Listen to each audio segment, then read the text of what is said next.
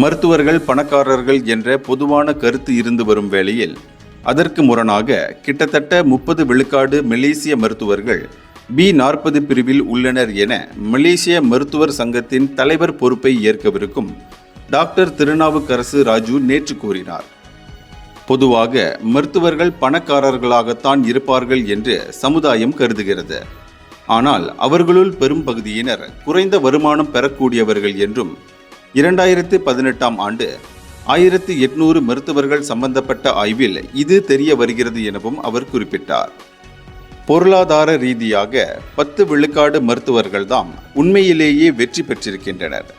அதே சமயம் B40 பிரிவில் கிட்டத்தட்ட 30 விழுக்காடு மருத்துவர்கள் உள்ளனர். மேலும் 30 விழுக்காடு மருத்துவர்களுக்கு செலவுகளை சமாளிக்கவே வருமானம் போதுமானதாக உள்ளது. எங்களிடம் இந்த புள்ளி விவரம் உள்ளது என்று திருநாவுக்கரசு குறிப்பிட்டார்.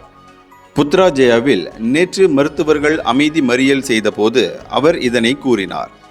எஞ்சிய 30 விழுக்காடு மருத்துவர்கள் நிதி ரீதியாக நெருக்கடியில் இருக்கின்றனர் என்றும் அவர் சுட்டிக்காட்டினார். இந்தியர்களின் இதய குரல் மக்களோசை.